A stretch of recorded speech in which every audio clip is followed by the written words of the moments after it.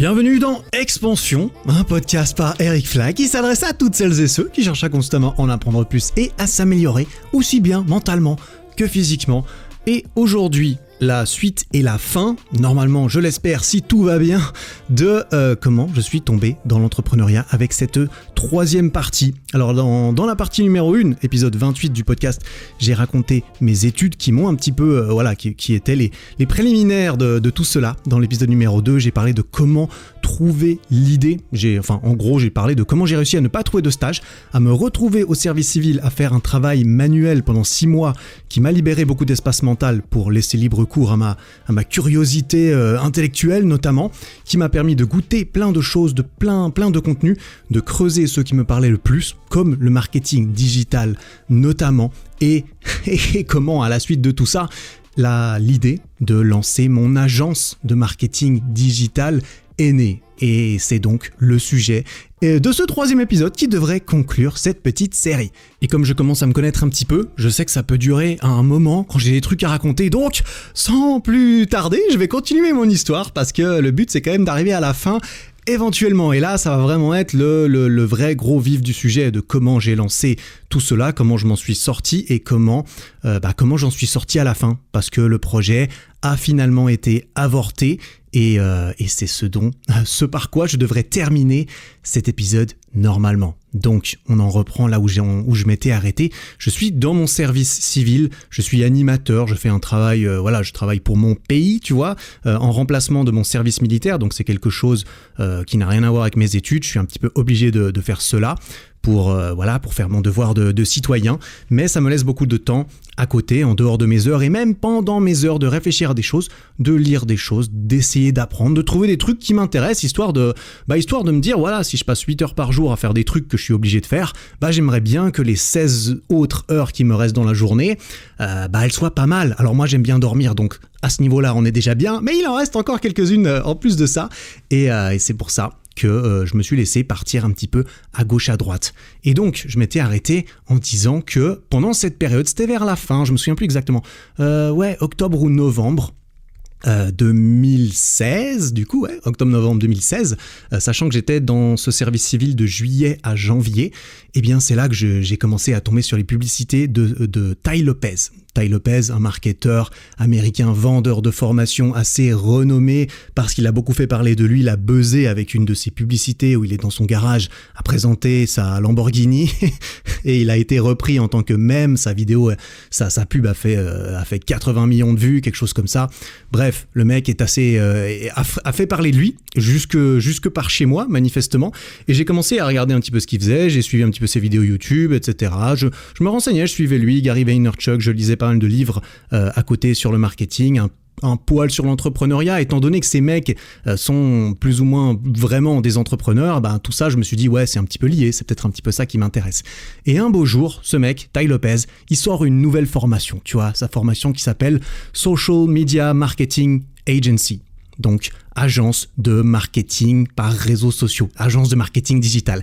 Et en gros, cette formation, elle t'apprenait, je sais même pas s'il existe encore, en vrai, je sais qu'elle a eu beaucoup de succès, elle t'apprend comment lancer ton agence de marketing digital. En gros, la formation t'accompagnait de façon à réussir à aller pitcher tes services à des entreprises, comme quoi, bonjour, je peux m'occuper de vos réseaux sociaux, je peux m'occuper de votre page Facebook, de tout cela, pour vous faire gagner de l'argent grâce aux réseaux sociaux. Et ça t'apprenait comment créer un peu ton agence, ça t'apprenait comment gérer un petit peu tout ça, parce qu'il faut savoir le faire avant de vendre des services, il faut quand même être assez compétent.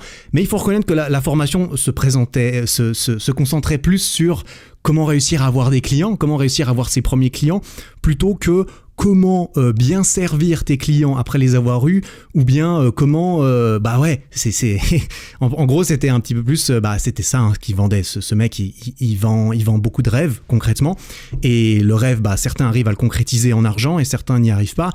Si tu te débrouilles bien, tu pouvais effectivement choper pas mal de clients, des clients qui payent beaucoup. Sauf que voilà, ça c'est sympa, mais après il faut s'en occuper, etc. Quoi qu'il en soit, tout ça, moi ça m'a vendu un peu du rêve. Je me suis dit, mais c'est stylé. Moi je m'intéressais de plus en plus au marketing digital. Je me disais, ok, il y a clairement moyen de faire de l'argent, il y a clairement moyen de faire gagner de l'argent aux autres, donc je pourrais peut-être Ouais, je pourrais peut-être me laisser tenter, me laisser guider par ça. Apparemment, il y a une espèce de marche à suivre qui était présentée dans cette formation que j'ai prise du coup, tu l'auras compris. Pas donné, ça m'a coûté 700 balles je crois, sauf erreur. Mais du coup, la promesse de la formation, c'était que tu réussisses rapidement à trouver un premier client qui te rémunère régulièrement d'ailleurs, mensuellement, plus que le prix de la formation. Mais effectivement, c'est ce que j'ai pu faire. D'ailleurs, moi, ça a fonctionné, tu vois, elle a été rentable, cette formation, concrètement. Clairement, si tu fais pas les choses, ça te coûte juste de l'argent. Si tu accumules les formations et les trucs chers, tu vas juste te trouver avec un trou dans ton budget à la fin de chaque mois de toutes les formations que tu as achetées. Mais parfois, si tu l'achètes et que tu la suis, apparemment, ça peut fonctionner. Quoi qu'il en soit, j'ai commencé à regarder un petit peu tout ça et à m'intéresser de plus en plus. Et la fin de mon service civil approchait. À la fin, en janvier, gentiment, mon service civil a arrivé à sa fin. Et vu que j'avais pas cherché d'autres stages pour terminer mon master, je savais que la pause service civil allait s'arrêter et qu'il fallait ensuite, j'avais plus le choix, terminer mon master. Et terminer mon master, ça voulait dire écrire un mémoire, soit en faisant un stage, soit en faisant un sujet de recherche en finance, normalement, parce que c'était un master en finance. Sauf que Eric, quand il a terminé son service civil, il avait pas envie de faire de la finance. Eric, il a jamais eu envie de faire de la finance. La finance, ça n'a jamais été une passion pour moi. Comme je l'ai expliqué dans le premier épisode, probablement au niveau de mes études, c'était un peu un choix par défaut, c'était un peu un choix par challenge. Je me suis dit, ok, la finance apparemment c'est dur, moi je vais essayer parce que j'aime bien essayer les trucs durs. Et là, j'avais toujours la même mentalité, figure-toi. Quand je suis sorti de là, je me suis dit, en fait, j'ai pas envie de faire de la finance. Moi, j'ai envie de tenter ce challenge. Avec tout ce que j'avais consommé, tu vois, c'était pas un truc qui m'est arrivé un matin en me réveillant, c'était vraiment au fur et à mesure des semaines à faire mon travail manuel normal, à remplir mes obligations de citoyen, mais à côté de ça, me dire, ok, et si je pouvais faire ça, et si ça, et du coup, je me renseignais sur comment je pourrais éventuellement faire cela, et j'ai trouvé cette formation, et tout ça, quand je suis arrivé à la fin, je me suis dit, tu vois, moi, j'ai une personnalité assez obsessionnelle, je sais pas si tu l'avais deviné, en tout cas, généralement, quand j'ai un truc en tête qui m'intéresse vraiment, ça m'intéresse vraiment. Et tout, généralement, soit ça m'intéresse énormément, soit ça m'intéresse pas du tout. Tu vois, c'est on et off. Il y a pas beaucoup d'entre-deux.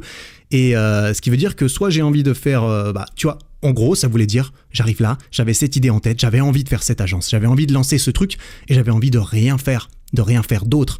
Sauf que dans la vie, on peut pas faire tout ce qu'on veut. Ça, je crois qu'on l'a compris. Donc, ça voulait dire, Eric, comment est-ce que tu vas réussir à faire le minimum par rapport à tout ce que tu es obligé de faire, de façon à pouvoir mettre tout le reste de tes ressources dans la seule chose qui t'intéresse actuellement. Parce que tu vois, j'avais eu ça avec la muscu où je faisais que ça, je pensais qu'à ça, j'avais juste envie de faire ça. Et là, la muscu, c'était un petit peu derrière moi, ce côté obsession. Et j'en avais trouvé une autre, manifestement, que j'avais envie d'essayer de cultiver. Tu vois, l'obsession et la passion, selon moi, ça se mélange beaucoup. Et ça peut beaucoup s'entraider. Et je pense pas qu'être obsédé soit une mauvaise chose. Tout dépend un petit peu, voilà. Enfin bref, c'est peut-être pas le lieu de parler de cela, mais selon moi, c'est pas une mauvaise chose d'être obsédé. Ça dépend un petit peu par quoi et comment tu traites cette obsession, bien sûr. Mais du coup, moi, ce dont j'étais obligé de faire en rentrant, en sortant de ce mémoire, en sortant de mon service civil, c'était de terminer ce mémoire académique. Donc il fallait que je trouve un moyen quand même de terminer ce mémoire, mais j'avais pas envie de le faire. J'avais pas envie d'aller faire un stage dans une banque. De toute façon, j'en avais pas cherché, j'avais même pas envie. Je me suis dit, ouais, je vais sûrement faire un vieux travail académique bidon, où je vais faire un sujet de recherche en finance sur un truc qui m'intéresse pas du tout. Ça va me prendre 4 mois, mais au moins ça sera terminé. Sauf que, moi j'avais cette mentalité où j'avais gentiment fini par comprendre que si on essaye de se créer des opportunités pendant ces moments où on croit qu'on est juste coincé à rien faire toute la journée, comme dans ma première affectation de service civil, où je me suis rendu compte en fait de l'opportunité qui s'offrait à moi, de tout le temps libre que ça me dégageait, d'être quand même obligé de passer 8 heures par jour à faire ce que j'avais pas envie de faire.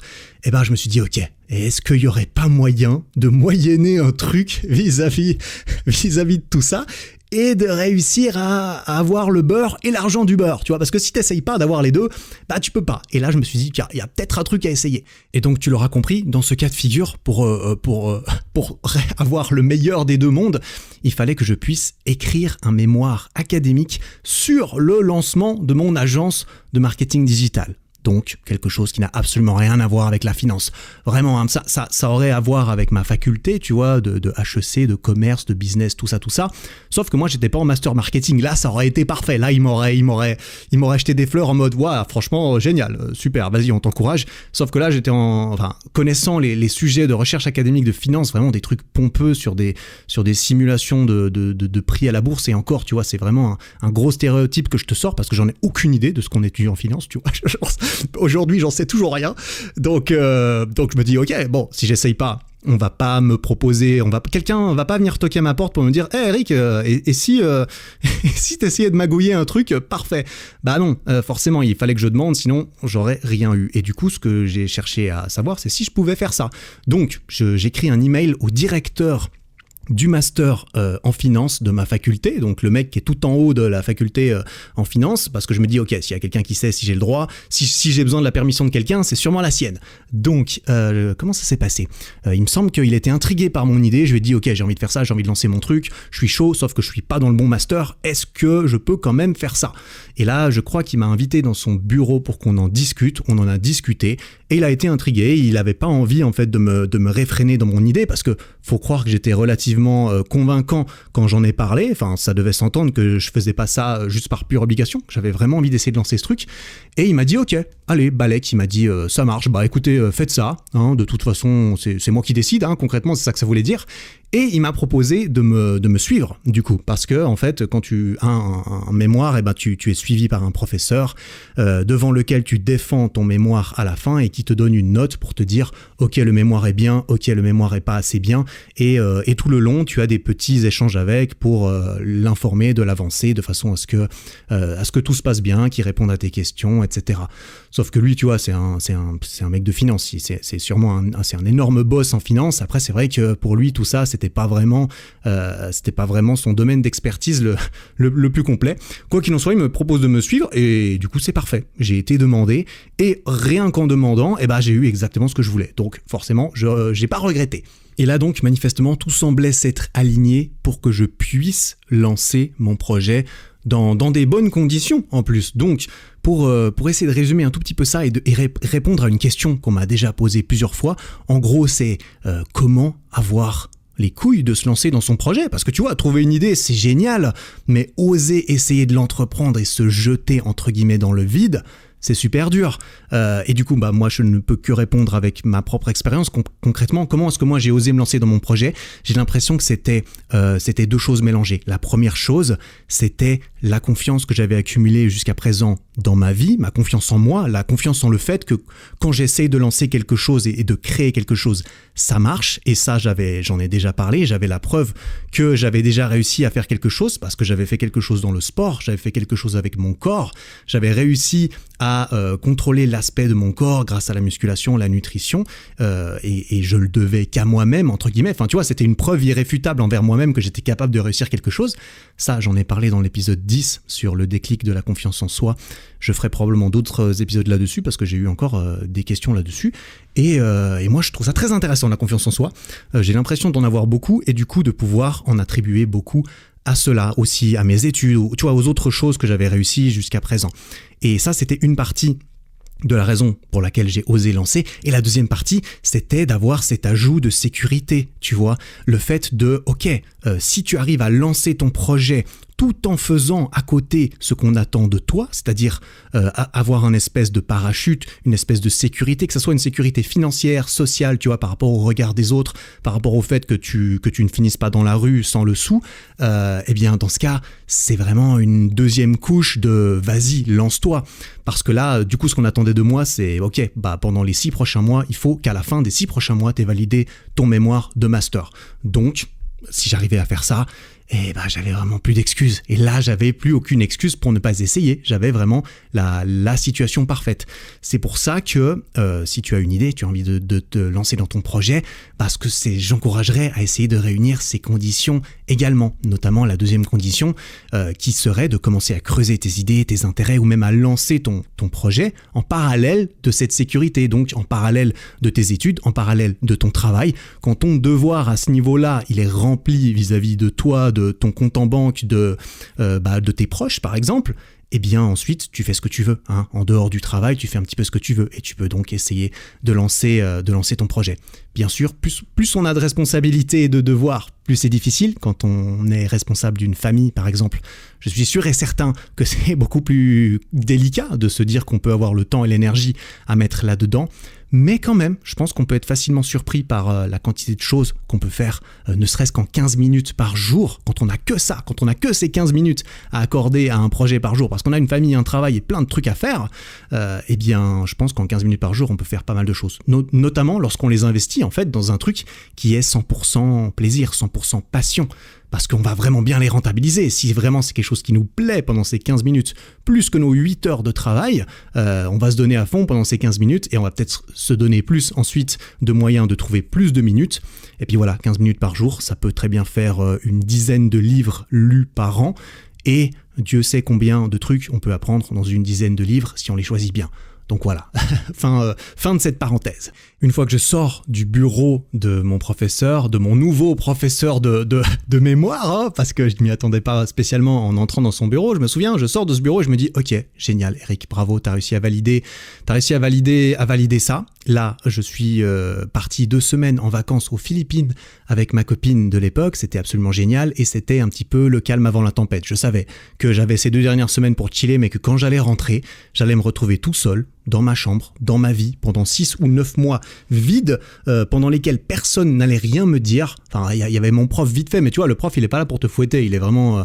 le prof, il est juste là un peu pour remplir son devoir à lui aussi, c'est-à-dire rien en fait. Lui, il a pas de devoir, tu vois. C'est vraiment toi qui as toute la pression. Et du coup, je savais que j'allais être tout seul et que j'allais devoir me débrouiller tout seul pour lancer mon projet tout seul, avec personne qui me dit quoi faire et personne qui surveille que je l'ai bien fait.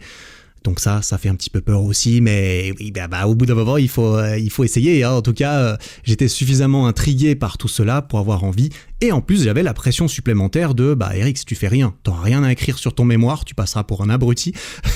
T'auras demandé un truc hors sujet, t'as tiré un petit peu sur les limites du système pour ne rien avoir à présenter derrière. » Moi, j'avais pas envie d'avoir l'air d'un abruti. Du coup, je me suis dit, il y a suffisamment de pression, suffisamment d'envie pour que je lance les choses. Et voilà, donc je suis rentré de vacances, me suis posé devant mon ordi et j'étais prêt, soi-disant, enfin on n'est jamais prêt, je pensais, j'étais aussi prêt qu'on pouvait l'être, à me lancer dans cette aventure. Heureusement, et c'est d'ailleurs très certainement pour ça que je me suis lancé là-dedans, c'est peut-être même pour ça que je fais des vidéos YouTube, enfin tout ça, tout a été suivi, tu vois. Là où je suis aujourd'hui dans ma vie, c'est la conséquence de tout ce qui s'est passé avant, donc ce que j'ai mangé le matin du 12 janvier 2016, si ça se trouve, ça a contribué à où j'en suis aujourd'hui. Bref, j'exagère. J'exagère peut-être un peu, surtout que je ne mange pas le matin, donc ouais, ça n'a rien à voir. Mais quoi qu'il en soit, j'étais très content d'avoir cette formation, d'avoir ce guide, parce que ça définissait clairement les étapes importantes à suivre en guise de préliminaire et de lancement concret et de recherche de clients quand tu veux lancer ton agence de marketing digital. Parce que moi, j'étais un gros noob. J'avais lu plein de livres, j'avais vu plein de vidéos, mais c'est bien beau de lire des livres et de regarder des vidéos. Si tu vas jamais sur le terrain, tu sais pas ce que c'est que de rechercher des clients. Et ça, je peux te dire que je vais t'en parler juste après. Je suis allé en chercher des clients. C'est une expérience à part entière et ça t'en apprend des trucs, clairement. Quoi qu'il en soit, la formation, elle t'apprenait surtout à lancer le truc, à trouver des clients et à réussir à se faire rembourser le prix de la formation, qu'on se le dise. C'était pas extraordinaire l'information dedans, mais l'information était cool, elle était assez pertinente. C'était pas Tai Lopez lui-même, tu vois, lui il s'en balèque, lui vraiment il te vend juste le truc grâce à son énorme réseau social et ses abonnés partout, qui gagne à coup de publicité payante et de choses comme ça, et derrière il engage des experts dans le domaine pour que ce soit eux qui te fassent la formation. Chacun son bise. En tout cas, je sais qu'il est qu'il est sacrément multimillionnaire, donc ça a l'air de marcher pour lui. Ce qui est sûr, c'est que les gens qui étaient dedans, c'était des directeurs eux-mêmes qui avaient fondé leur propre agence de marketing à eux et qui apprenaient comment faire des publicités sur Facebook, comment prospecter des clients, comment devenir fort sur Instagram, comment présenter les choses au business pour qu'ils soient d'accord de te donner de l'argent en échange de tes services. C'était beaucoup à ça que ça marchait. Et ça m'a servi de guide, ça m'a servi de réconfort aussi, d'avoir l'impression d'avoir un plan quand même. Tu vois, j'avais quand même pas l'impression de me jeter dans le vide en mode il va falloir que je fabrique mon parachute en cours de chute. Donc c'était assez réconfortant. J'avais l'impression d'avoir un peu une checklist comme ça à cocher tout au long du chemin. Et il n'empêche que j'ai dû me lancer. J'ai dû me lancer. C'était quoi mon but ? Mon but, c'était... j'ai mon mémoire, il est là à côté de moi. J'ai été le retrouver dans mes affaires. Je l'ai gardé. J'ai pas gardé beaucoup de trucs, j'ai pas beaucoup de livres et tout ça, mais j'ai gardé ce truc parce que c'était un beau souvenir et il s'appelle Creation of a Startup in Digital and Social Marketing. Waouh, t'as eu cet accent extrêmement forcé, la création d'une start-up en marketing digital et social. Ça, c'est le nom de mon mémoire, un truc de 70 pages, quelque chose comme ça quand même. Pas mal, il est bien relié, il est joli, il est tout beau, il y a mon nom dessus. Et du coup, il fallait que je lance une agence, parce que ce truc, il s'est pas écrit tout seul, et surtout, ce qu'il y a dedans, ça s'est pas fait tout seul. Et donc, pour avoir une agence de marketing digital, il faut d'abord commencer par créer une agence de marketing digital. Il me semble, en tout cas, c'était ce qu'il fallait faire, soi-disant. Il faut trouver le nom, il faut créer l'identité visuelle, il faut choisir la niche. Voilà, c'était un petit peu ces trois choses qui étaient importantes. Et la première chose importante, du coup là je vais te raconter, je vais te documenter tout ce qui s'est passé. Concrètement, c'est aussi ce qui est écrit dans mon mémoire, dans les grandes lignes. Je vais pas te faire tous les trucs techniques non plus, mais je suis passé par toutes ces étapes et ensuite j'ai documenté toutes ces étapes dans mon mémoire concrètement. Et la toute première chose à laquelle réfléchir, c'était la niche. La niche, c'est quoi ? La niche, c'est le thème dans lequel tu te lances. Par exemple, si tu lances une chaîne YouTube, lancer une chaîne YouTube de divertissement, quand tu parles à tout le monde, en fait, tu parles à personne. Et c'est très difficile de te faire entendre dans un monde où il y a énormément de gens qui parlent à tout le monde et qui généralement ont des gros moyens pour parler à tout le monde derrière, tu vois. Par exemple, ceux qui te mettent des publicités avant le journal de 20h, ils parlent à tout le monde et ils ont énormément de thunes à mettre là-dedans parce que ça coûte ultra cher de faire de la pub. Donc tu ferais mieux de te choisir une niche. Tu fais mieux de sortir une chaîne YouTube sur le street workout, la musculation au poids du corps comme ça sans matériel, plutôt que de faire une chaîne de fitness. Parce que des chaînes de fitness, il y en a déjà plein. Par contre, des chaînes dans certaines niches, peut-être qu'il y en a moins. Et du coup, si tu peux avoir quelque chose de niché, tu peux plus facilement parler aux personnes qui se sentiront plus facilement concernées, parce qu'elles se disent « Ah oui, lui, il parle vraiment à moi. Il parle pas à tout le monde et apparemment, moi, je me suis retrouvé là. » C'est non seulement il parle à moi, mais en plus... ça doit être un spécialiste. S'il ne s'adresse que aux gens qui font comme moi, c'est qu'il doit être fort vis-à-vis de ça. Et ça, c'était la logique qui me semblait logique du coup pour choisir une niche. Et j'ai choisi la niche de la restauration. Voilà. Pourquoi la restauration ?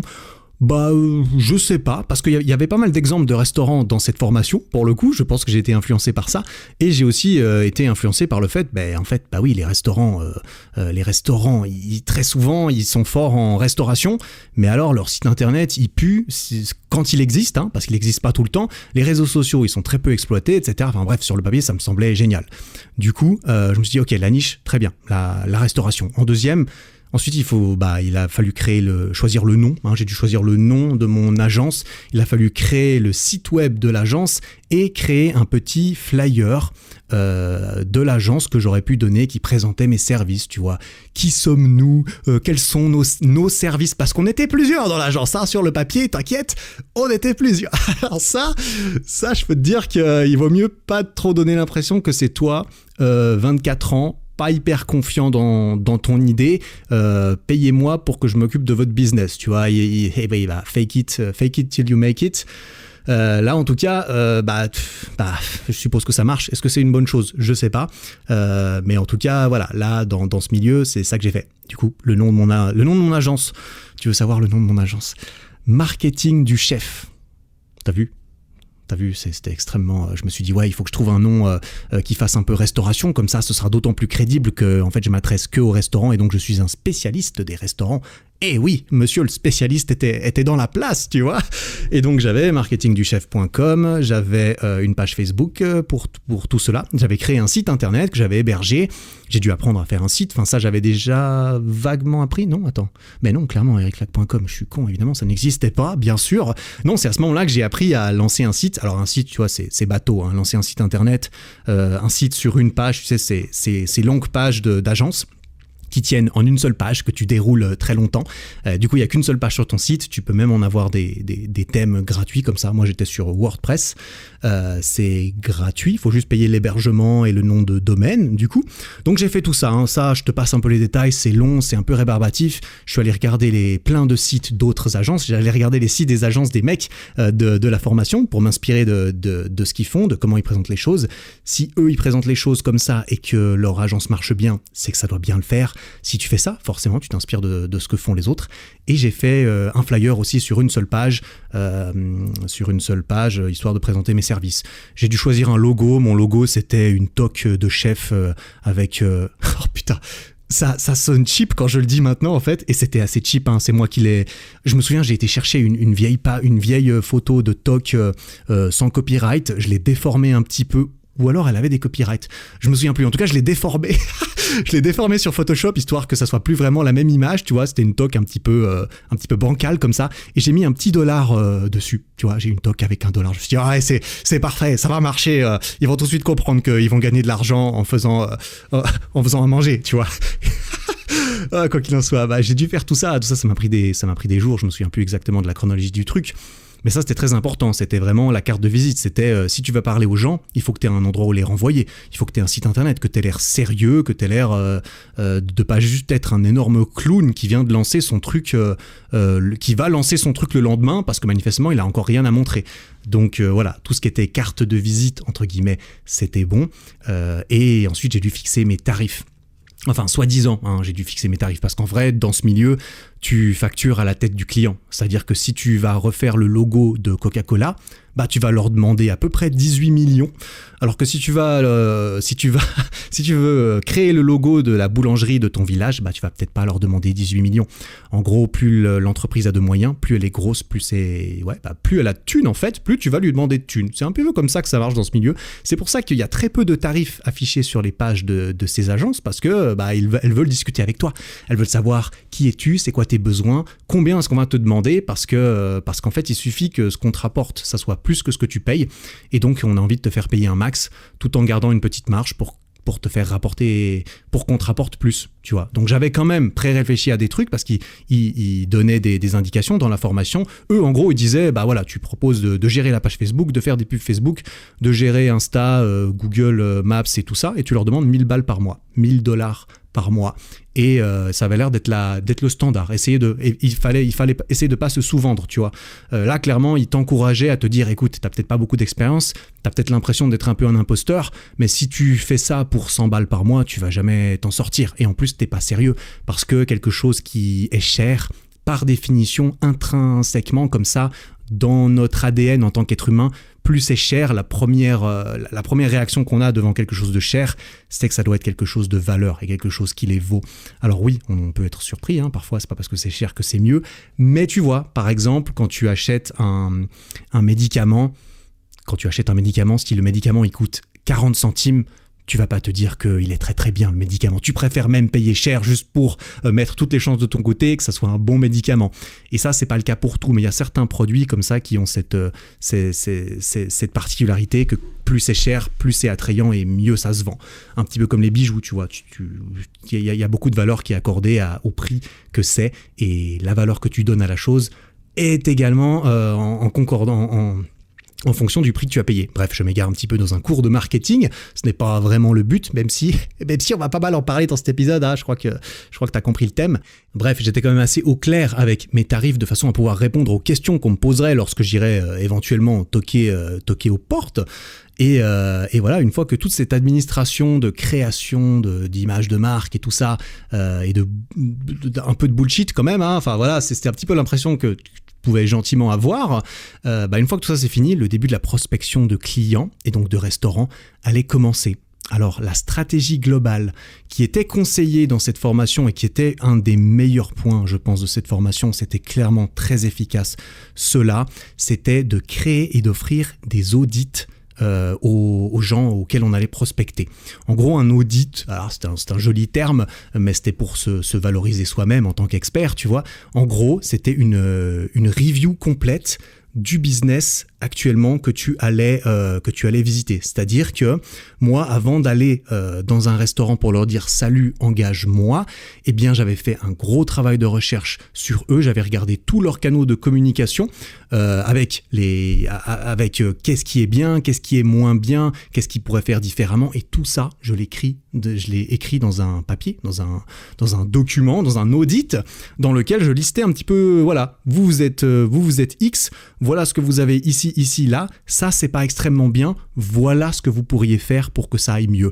Parce que le but de cet audit, c'était pas juste de dire regarde tous les problèmes que je peux résoudre si tu me payes, c'était regarde les problèmes entre guillemets que tu peux améliorer, voici comment tu peux les améliorer toi-même. Et donc la personne, elle lit ça, quand elle le lit, parce que ça c'est une autre histoire, tu vas voir, on va y arriver, quand elle lit ça, elle se dit « Ah ouais, quand même, le mec m'a vraiment apporté de la valeur, j'ai vraiment appris des trucs que je peux faire moi-même, donc gratuitement, j'ai rien eu à payer pour ces conseils, je suis même pas obligé d'engager le mec, je peux juste le faire moi-même entre guillemets. » Mais ça, non seulement le mec se rend compte qu'il va pas vraiment pouvoir le faire lui-même parce que c'est pas facile, ça demande quand même de savoir un peu. Quand t'as jamais ouvert facebook.com, c'est beaucoup plus dur de te mettre à faire des pubs ciblées qui marchent bien, on est d'accord. Mais ça donne une très bonne impression, tu vois, ça montre que t'es là pour apporter de la valeur et que t'es pas là juste là pour ta propre gueule. Et ça, je pense, c'est extrêmement important dans le business en règle générale. Donner de la valeur, donner et donner encore, c'est le meilleur moyen de recevoir sans rien avoir à demander en retour. À mon avis, si ton but c'est de recevoir un maximum, je pense que donner un maximum, c'est la stratégie la plus rentable également. Donc, moi, ça me parlait bien comme façon de faire.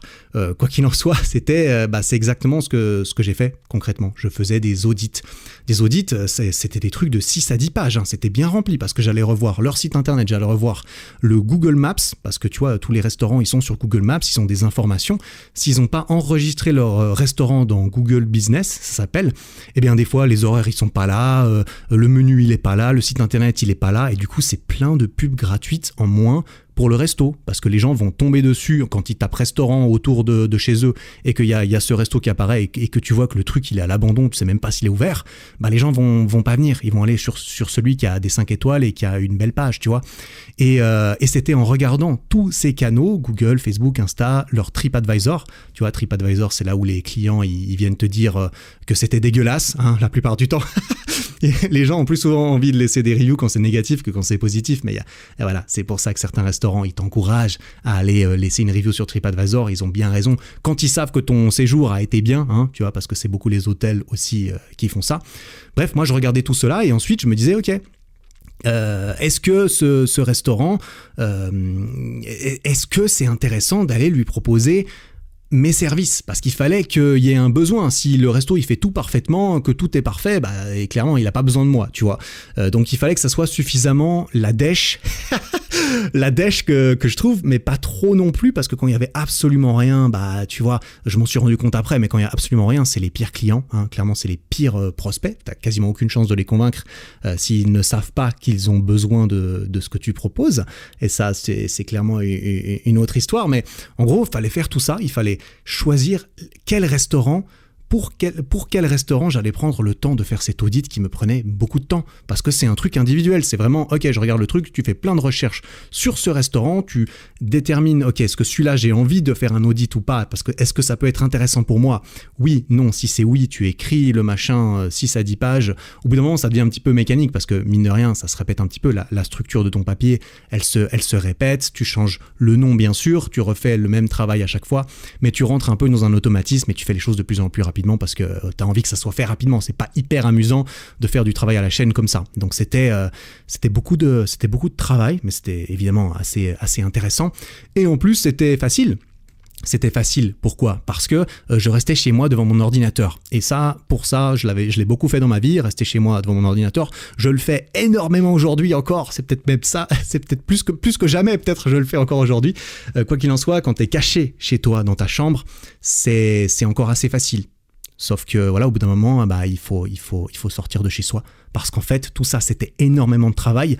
Avant même d'avoir la moindre chance que ça marche, parce que tant que je sors pas chez moi pour demander à quelqu'un « Est-ce que vous voulez bien me donner de l'argent ?» personne n'allait toquer à ma porte pour me dire « Salut, voilà ma thune !» Non, donc si tu ne sors pas pour essayer de vendre, eh bien tu ne peux pas vendre par définition. Donc je savais que le moment tant redouté allait finir par arriver. Je me souviens très bien de la boule au ventre de ouf que j'ai eue au moment où je me suis rendu compte. Eh ben non Eric, désolé, là il n'y a vraiment plus rien à faire mec. Il n'y a plus rien à faire chez toi devant ton ordi. Tu vas devoir sortir, affronter la vraie vie, affronter les gens et prouver que tu n'as pas fait tout ce travail pour rien. Parce que c'est très facile de réaliser que tout ce que j'avais fait ne servait absolument à rien. C'était une pure perte de temps si je n'allais jamais parler à personne. Si je n'allais jamais montrer ces audits au restaurant pour lesquels je les avais préparés. Et donc, il est venu le temps de sortir de chez moi pour aller toquer aux portes et c'est exactement ce que j'ai fait. Et ça a été une expérience au jour d'aujourd'hui, là maintenant, ça fait quoi, 5 ans après, 4 ans après, même j'entends 6 mois après, c'était une expérience extrêmement enrichissante. Je peux t'assurer que d'essayer de démarcher les gens, c'est un petit peu comme les gens dans la rue qui essayent d'arrêter les gens pour leur faire signer des pétitions ou leur faire donner de l'argent aux associations. C'est pas facile, mais putain, ça t'apprend des trucs. Et encore, je l'ai pas fait pendant méga longtemps, mais j'ai eu le temps de me faire,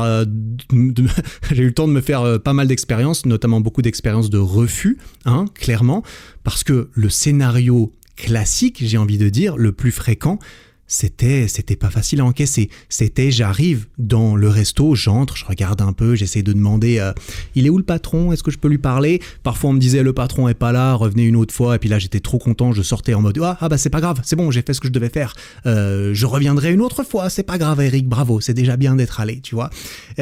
Donc quand je pouvais pas me cacher derrière des fausses réussites comme celle-là, parce qu'en plus dans la formation, ils t'apprenaient à avoir accès au patron, parce que ça sert à rien d'avoir juste accès à la réceptionniste qui toujours te repousse au lendemain, ça ne sert à rien. Bref, quoi qu'il en soit, j'ai pu parler parfois au patron, et la plupart du temps, c'est je vois le patron me voit dans les yeux, et immédiatement, il comprend, il le voit dans mes yeux, ça se voyait sur ma gueule, je pense, que j'étais pas là pour son méga intérêt à lui, parce que lui, des prospecteurs et des mecs qui veulent sa thune, apparemment, il en voyait souvent, et ça m'est arrivé régulièrement, parce que combien j'en ai fait, je sais pas, j'en ai fait beaucoup, beaucoup, je sais pas ce que ça veut dire beaucoup, j'en ai fait au moins 20, je sais pas, 20, 30, je sais plus exactement, et ben le mec me renvoyait directement, il me claquait la porte au nez directement. Et moi j'étais là en mode non mais regardez j'ai fait quelque chose pour vous, ça va vous aider, etc. Mais ça ils l'entendent tous les jours les mecs qui veulent leur vendre des trucs pour leur propre intérêt, et j'étais là pour mon intérêt à moi aussi. Et premièrement, évidemment, il envoie tous les jours des gens qui soi-disant vendent du rêve et veulent absolument que tu lises quand même ce que tu as préparé pour eux. Et du coup, je me retrouvais dehors en mode non, je ne veux pas, je veux même pas vous écouter, je veux même pas voir ce que vous avez soi-disant fait pour essayer de me prendre de l'argent. Et je me retrouve dehors avec 2 jours de travail qui sont passés sur cet audit qui ne sera jamais lu par le mec en question. Et ça fait un peu mal au cul, ça fait un peu mal au cœur, mais tu te rends vite compte que ça fait partie du game et que c'est à ce moment-là que la plupart des gens ils abandonnent en fait. Et c'est soit là que tu décides de rejoindre la masse des gens qui ont abandonné après les 2 premières portes claquées, ou alors que tu essaies de remonter l'entonnoir des gens qui finissent par y arriver, c'est-à-dire ceux qui s'attardent suffisamment longtemps jusqu'à ce que éventuellement ça marche. Et ça marche, si tu as une formule perdante, eh bien peut-être que ça ne marchera jamais. C'est pour ça que c'est important de se remettre en question et c'est ce que j'ai fait. Je vais en parler juste après. Mais voilà, globalement c'était ça. C'était des refus, c'était frustrant, c'était difficile, c'était effrayant, parce que quand tu t'es fait claquer la porte au nez 4 fois, à la 5e fois tu te dis ok super, ça va être la même chose, ça va être désagréable et peut-être même que tu essayes un petit peu moins, du coup tu es un petit peu découragé, je sais pas. Il y a quand même eu des personnes qui étaient d'accord de m'écouter, je suis tombé sur des gens très sympathiques, j'ai une petite vieille, oh elle était trop chou, dans son petit café là, je l'avais trop mal choisi ce café, enfin j'avais trop mal choisi mes prospects, mes restos, enfin voilà, bah j'ai appris quoi, c'est comme ça que j'ai appris. Mais la meuf, elle m'a écouté, j'ai eu l'occasion de présenter mon pitch, de présenter mon audit, de montrer aux gens, regardez ce que vous pourriez faire, voici comment vous pourriez le faire, voici éventuellement, si vous voulez aller plus loin, ce que moi je pourrais faire pour vous. J'ai pu parler de ça et c'est extrêmement enrichissant d'avoir à faire cette présentation devant quelqu'un. Quand c'est la première fois, tu connais pas la personne, je suis juste un abruti d'étudiant qui a jamais rien fait de très professionnel dans sa vie et du coup, tu vois, j'ai pas une expérience d'orateur ou de vendeur extraordinaire. J'en avais pas du tout. Et donc j'ai appris sur le terrain, littéralement les pieds dans la merde, à aller de porte en porte. Et à la fin, généralement, c'était ok, très bien, bah ouais, ça a l'air cool, mais moi j'ai pas de thune en fait. J'ai pas de thune, t'as l'air très gentil, voilà, j'ai pas de thune, ça je l'ai beaucoup entendu aussi, hein, évidemment. C'est la réponse facile, de toute façon, qu'est-ce que tu veux répondre à ça? Le mec te dit, bah désolé, j'ai 0 thune. Ok, bon, bah si vous avez 0 thune, je suppose que vous en avez pas à me donner, hein. Et la goutte d'eau qui a fait déborder le vase de la remise en question, c'était le tout dernier entretien que j'ai eu avec un patron de resto. Je me souviens très bien, le mec, je lui présente tout mon bail, il est relativement content, il est relativement satisfait, mais il me met un truc inébranlable et j'ai l'impression que je ne peux absolument rien répondre à ce genre d'objection.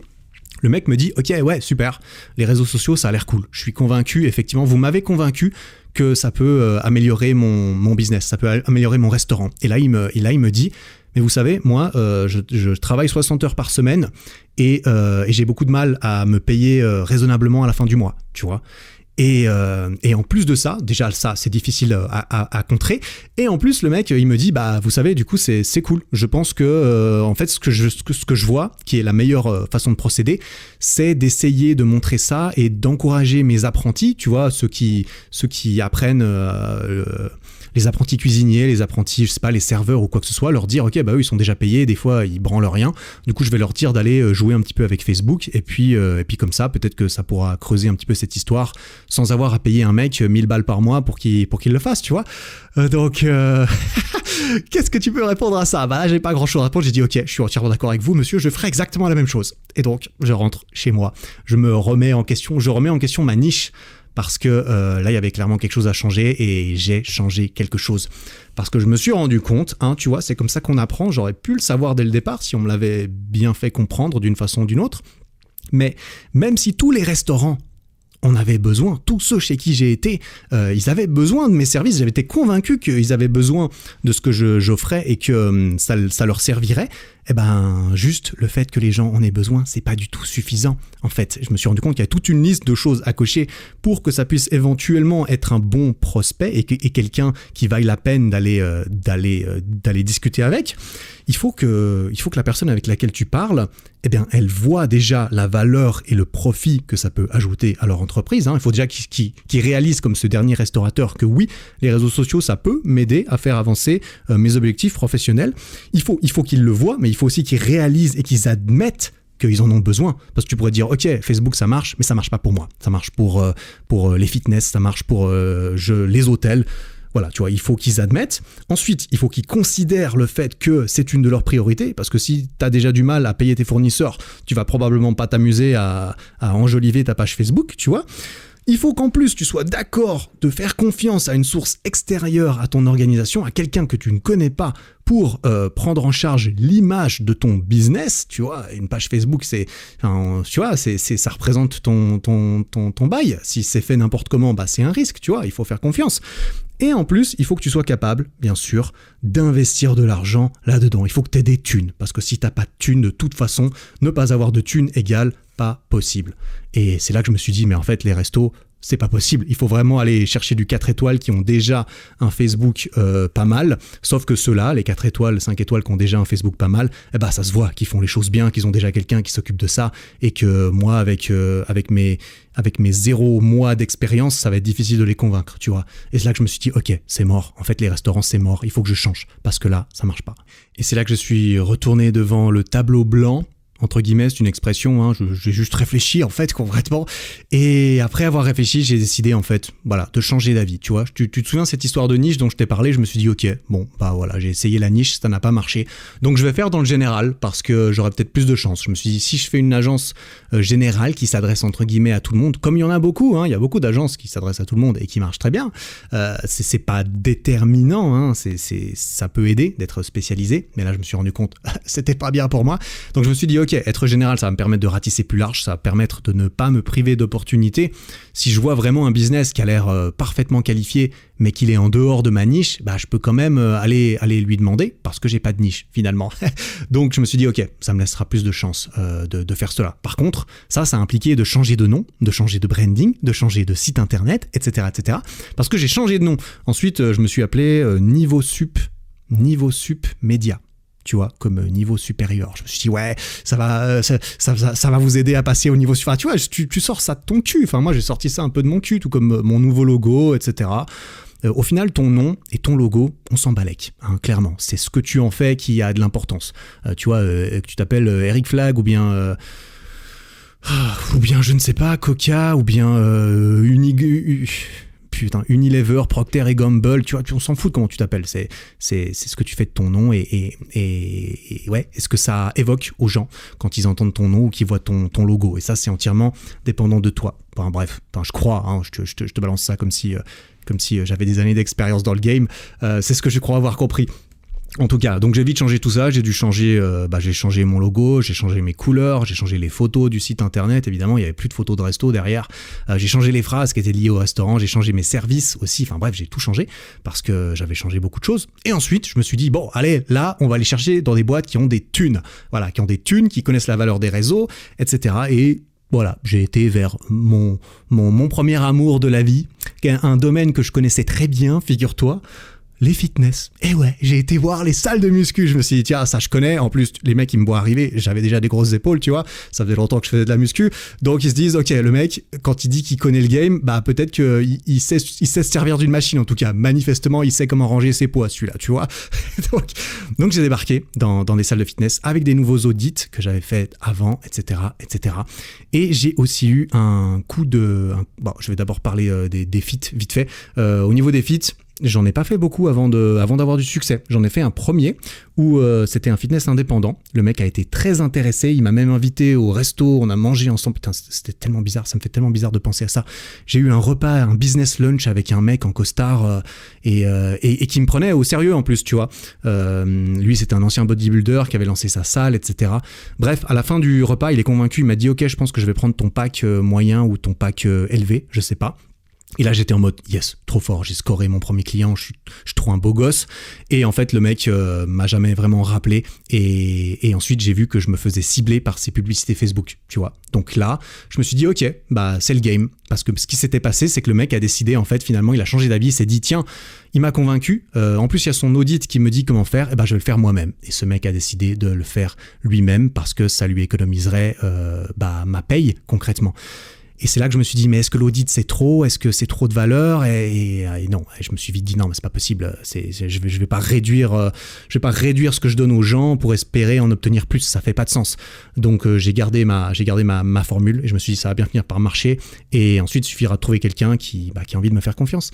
Et c'est ce que j'ai fait. Je suis allé dans une chaîne. Ce coup-ci j'ai eu un énorme coup de bol parce que je suis allé dans une chaîne.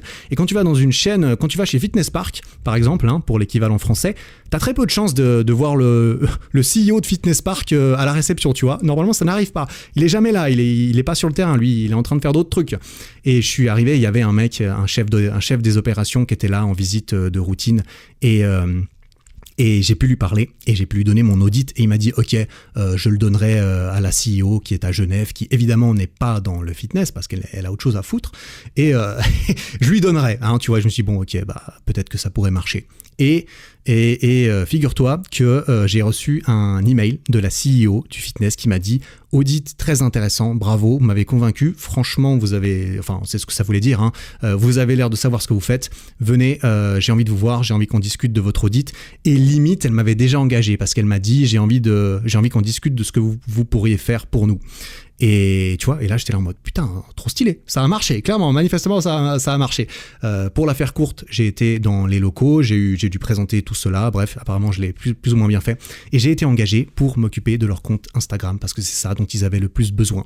Là je leur ai pas vendu de pack, de machin, on s'est mis d'accord sur un tarif horaire, donc en gros j'écrivais mes heures, plutôt bien payées d'ailleurs, et je postais sur leur Insta, je gérais leur DM, j'essayais de leur trouver des bails avec des influenceurs. D'ailleurs, j'en ai fait un influenceur. Ah, il était un peu fake, le mec. Vraiment, ça se voyait qu'il faisait full follow and follow. Il avait genre 25K sur Insta et tout ça. Mais bon, je me suis dit, voilà, il faut que je me rentabilise moi-même. Il faut que je donne l'impression que j'arrive à débaucher des mecs et tout ça.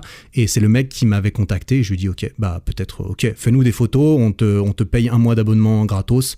Et puis on peut moyenner, tu vois. Bref, j'ai commencé à leur faire un petit peu ça. À côté de ça, j'ai eu un deuxième client. Et ouais, t'as vu, j'ai scoré 2 clients. C'est les 2 seuls, hein. Je te préviens tout de suite, je casse le suspense. J'en ai scoré que 2 et ensuite j'ai fini par arrêter, tu vas voir. Et ça c'était un coup de bol, c'était un coup de piston. Voilà, mais les pistons dans la vie professionnelle, il me semble que ça fait énormément de choses, hein. Voilà, qu'on se le dise, c'est la vie.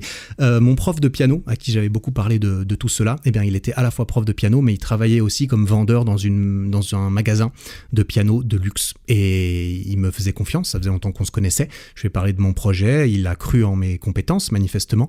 Et il m'a obtenu un rendez-vous avec le patron de son magasin que, manifestement, j'ai réussi à convaincre. Donc, voilà.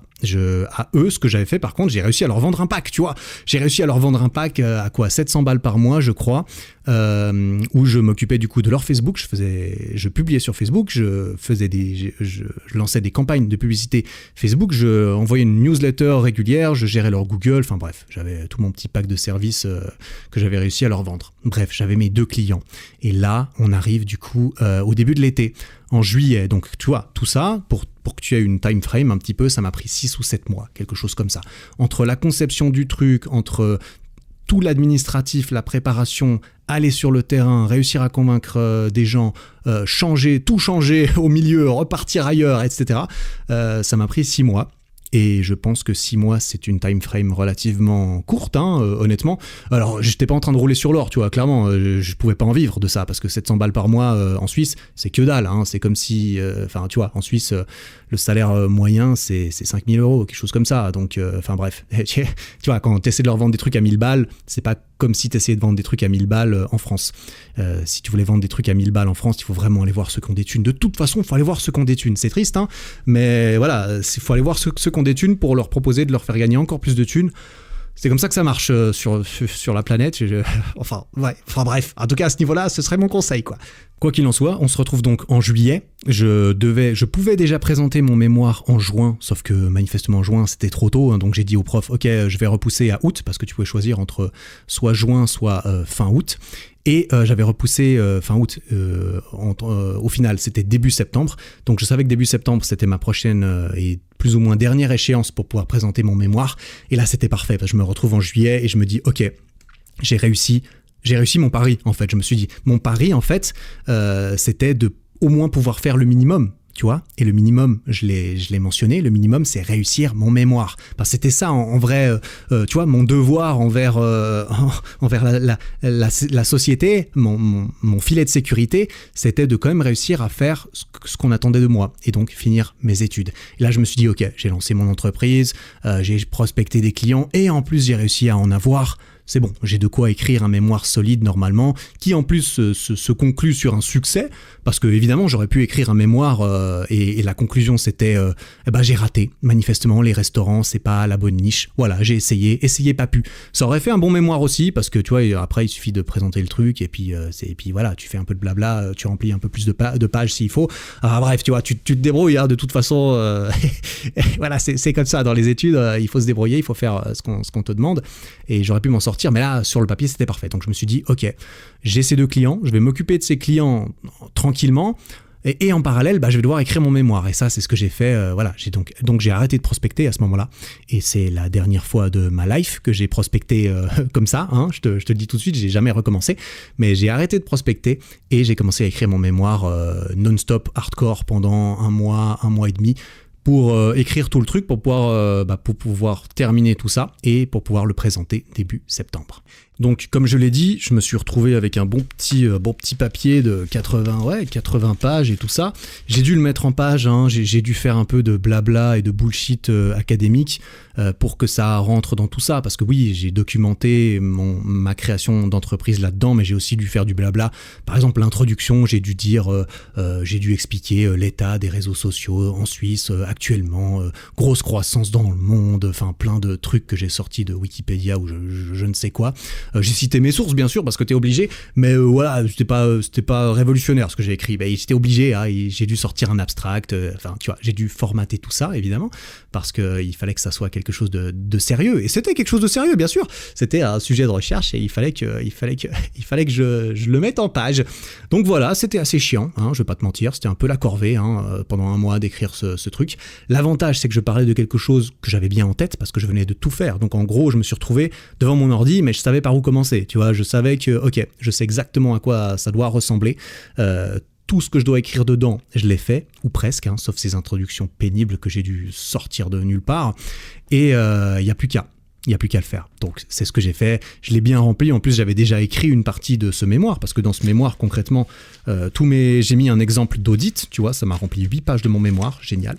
J'ai mis tous mes flyers promo, j'ai mis des captures d'écran de mes services, de mon site internet, enfin bref, j'ai bien rempli le machin, tu vois, parce qu'en plus, les clients, ça c'est un autre truc que je vais mentionner vite fait, il y a plein de choses que j'ai pas mentionnées, de techniques, hein, vis-à-vis des clients et de choses comme ça, parce que ça dépasse clairement le cadre de cet épisode, mais quand les clients ont accepté de travailler avec moi, mes premiers, derrière il y avait un onboarding, il y avait un formulaire, un Google Form à remplir avec plein de questions sur leur business, sur leurs expériences marketing, sur ce qu'ils ont essayé, ce qui a marché, ce qui n'a pas marché, etc., histoire d'essayer de leur fournir exactement le meilleur service possible, tout simplement. Et j'avais aussi mis cet exemple de formulaire de mon truc. Enfin bref, tu vois, voilà, j'avais fait mes bails, j'avais l'impression d'avoir quand même pondu un papier relativement à la hauteur de ce que j'avais l'impression d'avoir plus ou moins fait. Donc j'étais assez content, sauf que comme je l'ai dit, ça m'a pris un mois et demi d'écrire ce truc. Et en parallèle, je travaillais avec mes clients. Et forcément, hein, j'ai pas tout arrêté comme ça, c'est pas le mec qui signe et puis ensuite t'as plus rien à faire. Non, il faut s'en occuper derrière des clients, c'est bien beau d'aller les chercher, mais il faut s'en occuper. Et plus j'avançais dans l'écriture de mon papier, plus je me dirigeais vers la conclusion de mon papier. Et la conclusion de mon papier, c'était quoi ? C'était une happy end ambitieuse et prometteuse. Parce que là, dans la conclusion, je vais pas te la lire. En plus, elle est en anglais. C'est une page, parce que j'ai dû tout écrire en anglais, en plus, bien sûr. La conclusion, c'était, ok, j'ai trouvé 2 clients, c'est génial. Ce que je vais faire maintenant, c'est me concentrer sur la prospection, parce que c'est le seul moyen de faire grossir la boîte, hein, parce que maintenir ses clients c'est génial, mais tu n'as pas de croissance si tu ne cherches pas plus de clients. Donc si tu arrêtes de prospecter, tu ne crois plus, donc tu es obligé de continuer de chercher des gens.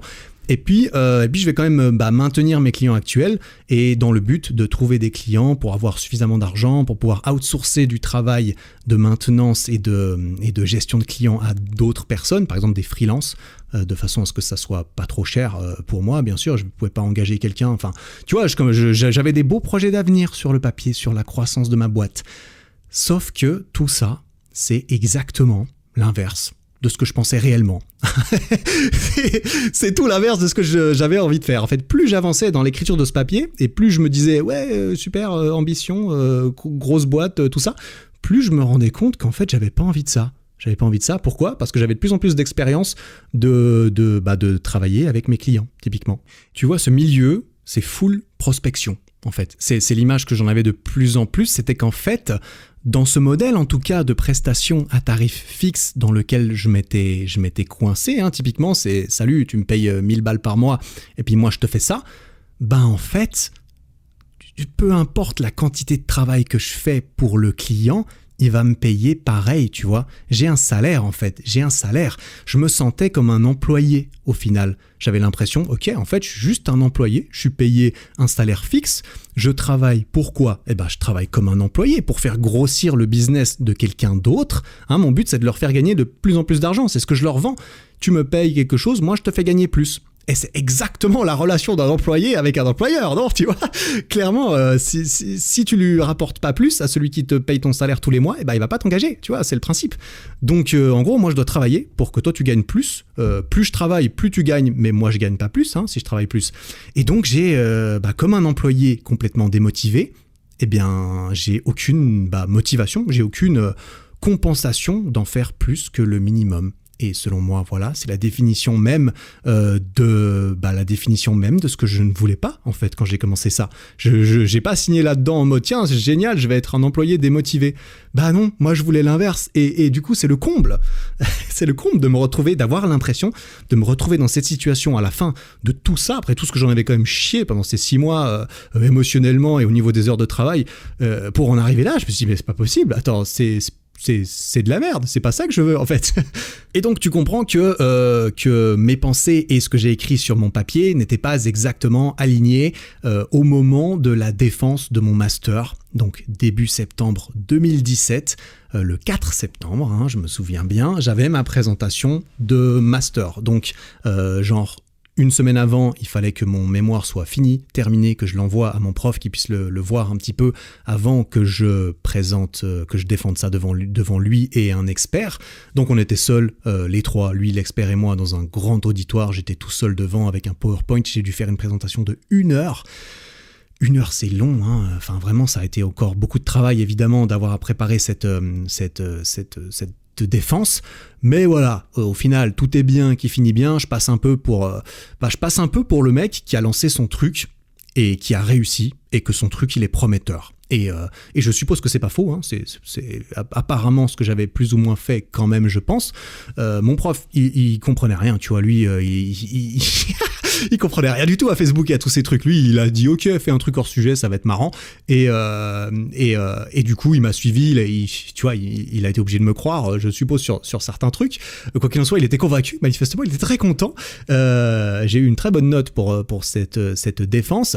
Et pour ce papier du coup, et au point même qu'à la fin de ma défense, le prof, il est venu me parler, et il m'a dit qu'il aimerait bien que je l'aide pour faire la promotion des nouveaux masters de finance de l'année suivante, parce que là, il y avait qu'un seul master en finance, et l'année d'après, il voulait scinder le master en plusieurs. Il voulait qu'il y ait un master finance entrepreneuriat, un master finance fintech, je sais pas quoi, enfin bref, j'y comprends rien de toute façon à tout ça.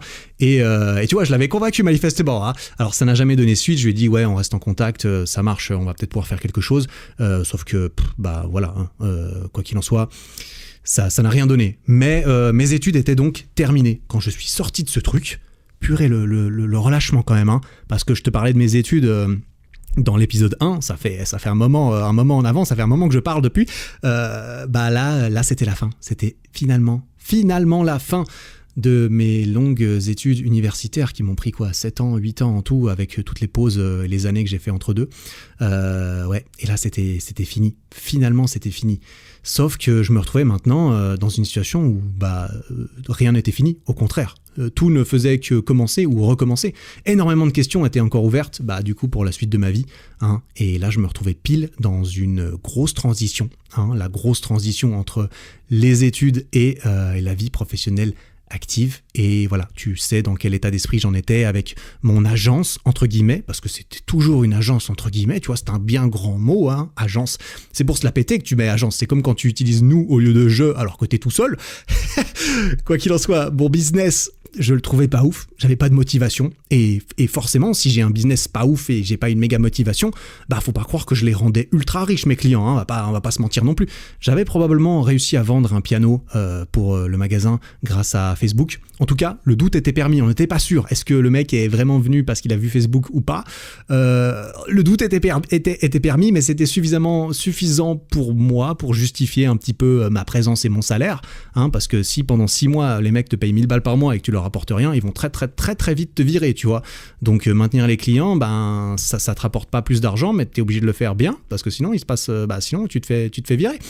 Donc voilà, au final, J'étais pas le pire, j'étais pas le meilleur, je leur ai pas fourni des résultats absolument extraordinaires, je pense pas que j'ai révolutionné quoi que ce soit dans leur business, hein. Je vais pas me glorifier à ce niveau-là, voilà, ça reflétait bien mon engagement et mon enthousiasme qui était de moins en moins présent au fil des mois que j'ai passé à bosser avec eux. Et je me souviens, à la fin, c'était vraiment la corvée. C'était vraiment la corvée de ma vie de devoir aller programmer des posts Facebook de photos de piano et de machin que j'avais été prendre dans leur truc. Donc c'était pas du tout ce que je voulais au départ. Moi je voulais un truc cool, motivant, mon propre patron, mon propre business, tout ça.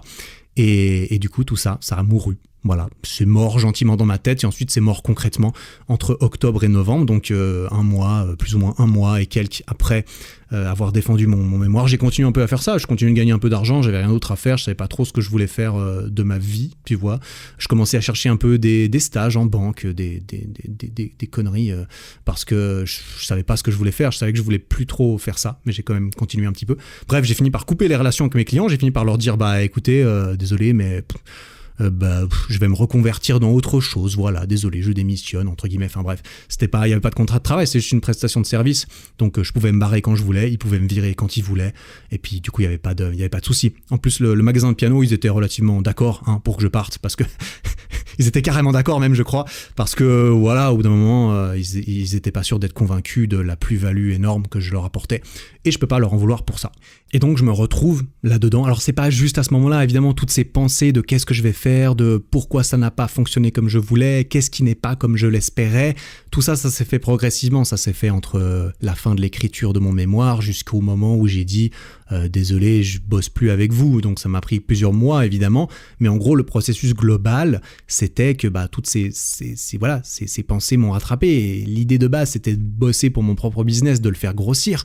C'était pas de travailler pour le business de quelqu'un d'autre et de faire grossir le business de quelqu'un d'autre. Tu vois, je prétendais avoir des connaissances de comment fonctionne le jeu des réseaux sociaux. Je prétendais être capable de faire croître le business des autres et de leur faire gagner de l'argent grâce à ça. C'est ça que je vendais. C'était « Salut, tu m'engages, tu vas gagner plus d'argent que ce que je vais te coûter ». C'est le principe d'un bon marketing. Un bon marketing, normalement, il a un retour sur investissement positif. Donc voilà, je me disais « Ok, mais soi-disant, si je suis capable de faire grossir le business des autres, tu vois peut-être où je veux en venir. Est-ce que j'essaierais pas de faire croître mon propre business, en fait ?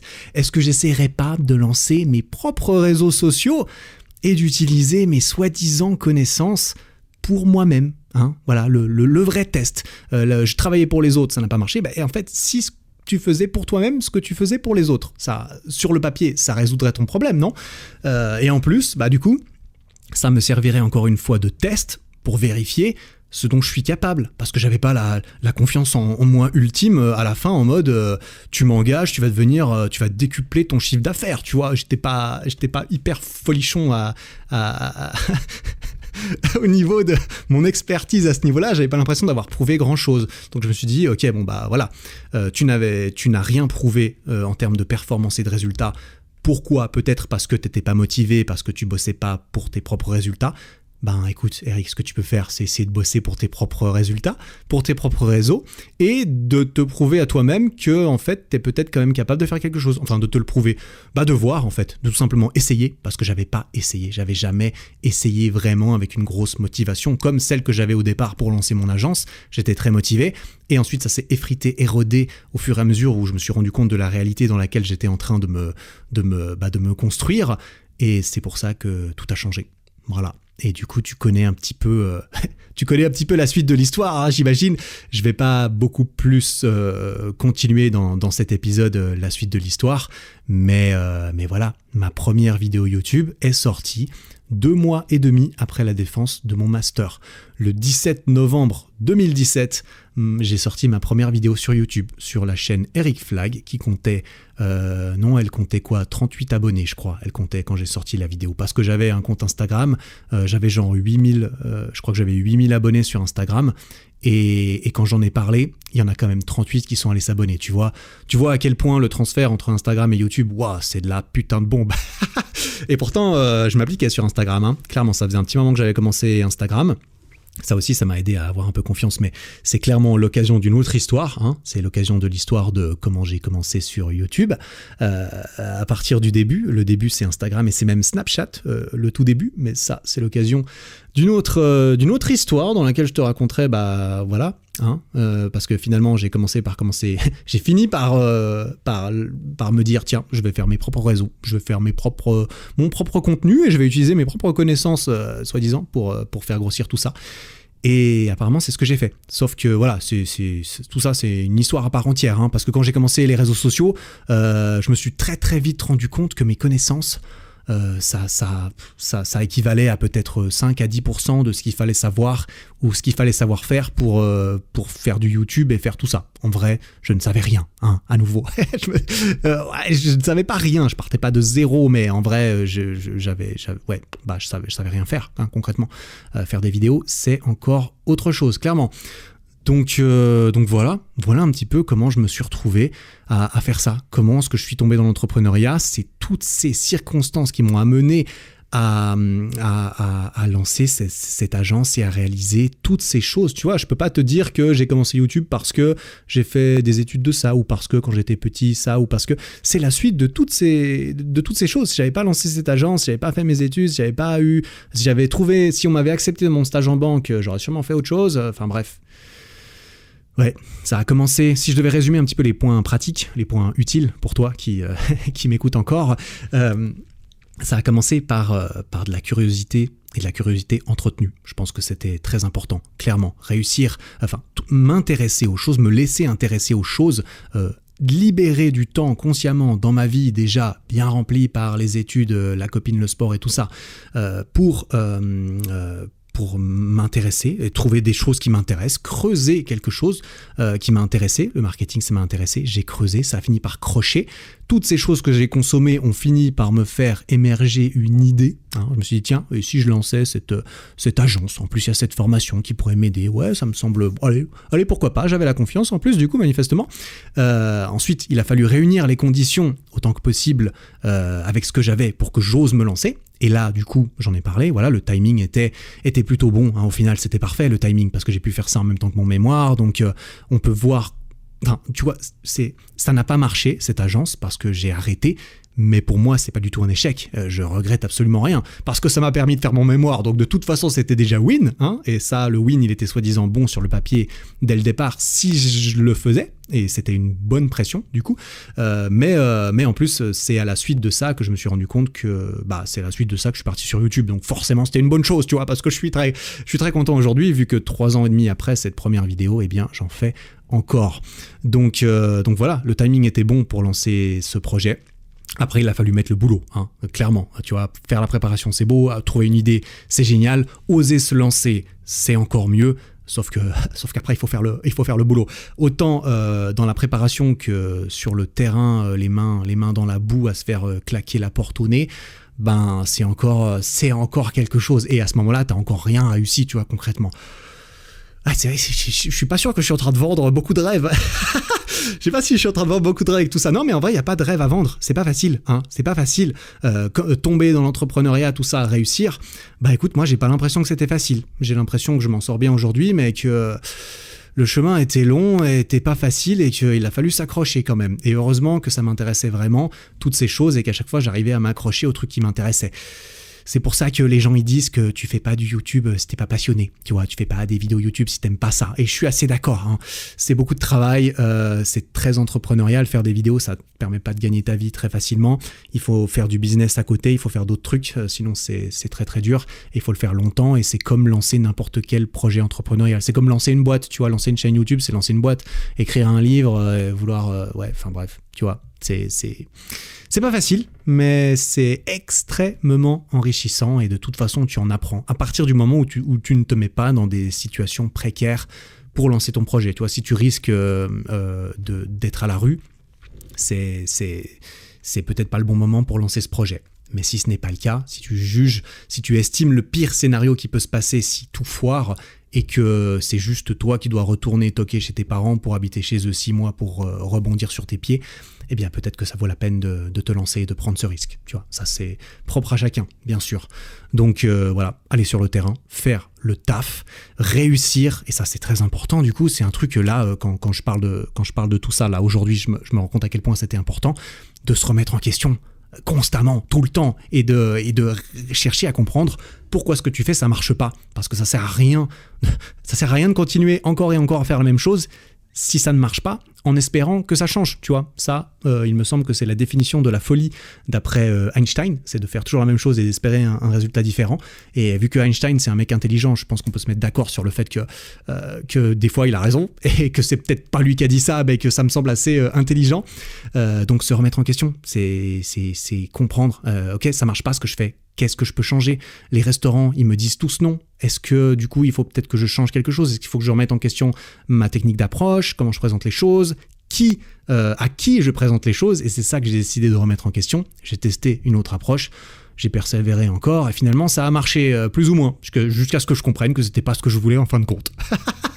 Voilà, il n'y a absolument rien de garanti, il n'y a absolument rien de sûr, rien n'est dû à grand monde. En tout cas, moi, j'avais pas l'impression que grand-chose me prédisposait particulièrement à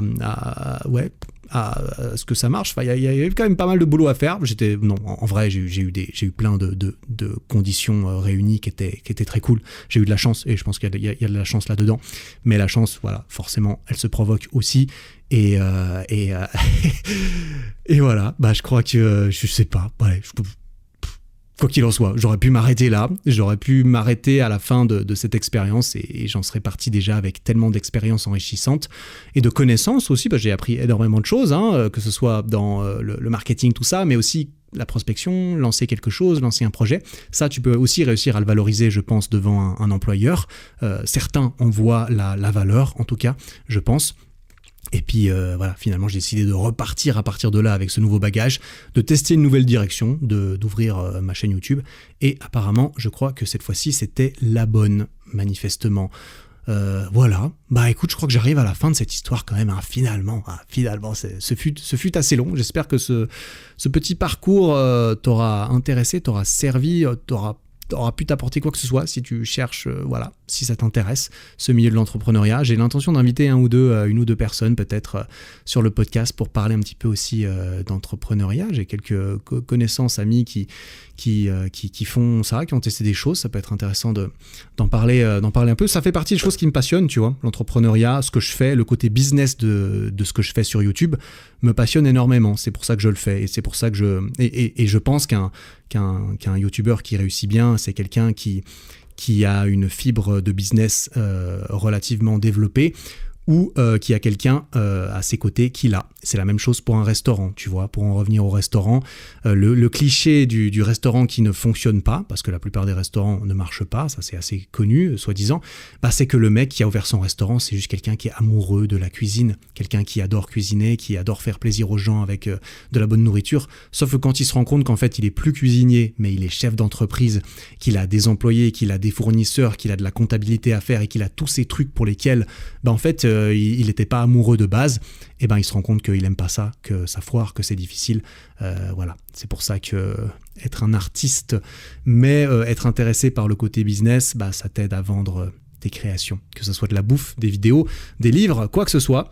Voilà. Bref, je sais pas où je vais avec tout ça. J'espère juste que ça t'aura servi, que mon partage d'expérience t'aura servi à quelque chose. En tout cas, je t'encourage à tester des trucs, je t'encourage à tester des trucs qui t'intéressent, à trouver le temps de t'intéresser à plus de choses, et à persévérer quand tu trouves quelque chose qui t'intéresse, tout en te remettant constamment en question au fur et à mesure du processus d'exploration et de lancement et de mise en action de tout ça. Voilà. Merci. Voilà, je crois que c'est tout, j'ai plus grand chose à dire. Merci de m'avoir écouté, merci encore beaucoup pour ton temps, ton attention. Voilà, on se retrouve jeudi prochain, probablement, si tout va bien, pour un nouvel épisode. En attendant, travaille bien, prends soin de toi,